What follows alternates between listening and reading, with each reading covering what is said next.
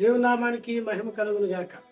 ఆది కాండము 1:22 దేవుడు మీరు ఫలించి అభివృద్ధి పొందండి అనే మాటని ఆడ పలకటం మనం చూస్తాం.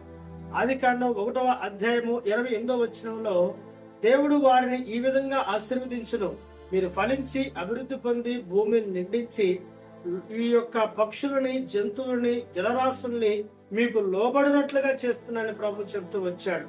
అదే ఆది కాండము 8:17 మనం చూస్తే దేవుడు వారిని ఆశీర్వదించి మీరు ఫలించండి, బహుగా ఫలించండి అనే మాటను కూడా మనం చూస్తాం.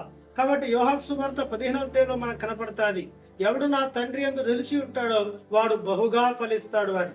కాబట్టి ఈ యొక్క వాక్యం మనకి ఏం బోధిస్తుంది అంటే, దేవుడు మన కుటుంబాలు ఫలించాలని కోరుకుంటున్నాడు, దేవుడు మన బిడ్డలు ఫలించాలని కోరుకుంటున్నాడు, దేవుడు మనం చేయు పనులను ఆశీర్వదించాలని కోరుకుంటున్నాడు.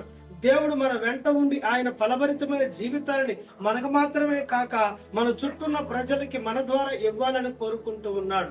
కానీ నేడు కుటుంబ వ్యవస్థలు ఫలించటానికి బదులుగా ఆదాము అవ్వ ఏ విధంగా శాపాన్ని ఎదుర్కొంటూ వచ్చారో, ఆదాము అవ్వలు ఏ విధంగా ప్రభు యొక్క వాక్యానికి వ్యతిరేకంగా బ్రతుకుతూ వచ్చారో, ఆదాము అవ్వలు ఏ విధంగా దేవుని ఆజ్ఞని మీరుతూ వచ్చారో, ఆదాము అవ్వలు ఎలా దేవుని ప్రశ్నించే స్థాయికి వెళ్ళారో, ఆదాము అవ్వలు ఎలా దేవుని యొక్క మాటని నమ్మకుండా అవిశ్వాసంతో వారి జీవితాన్ని కొనసాగించుకుంటూ వచ్చారో, నేటి దినాల్లో కూడా ఎన్నో కుటుంబాలు పతనమైపోవటానికి, లేకపోతే పాడైపోవటానికి, నాశనమైపోవటానికి, ఫలించకుండా ఉండకపోవటానికి గల ప్రధానమైన కారణాలు దేవుడి మీద తిరుగుబాటు చేయటమే, దేవుని వాక్యాన్ని వక్రీకరించడమే, దేవుని వాక్యాన్ని అర్థం చేసుకోవటమే, దేవుని ఆజ్ఞలను మేరటమే, దేవుని దగ్గరకు వచ్చి తప్పులు ఒప్పుకోకపోవటమే.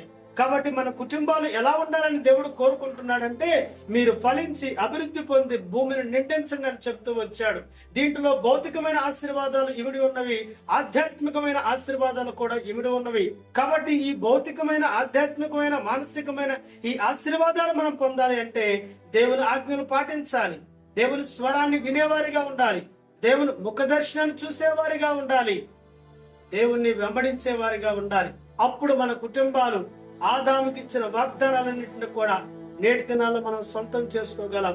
దేవుడి మాటలు దీవించి ఆశీర్వదించును గాక.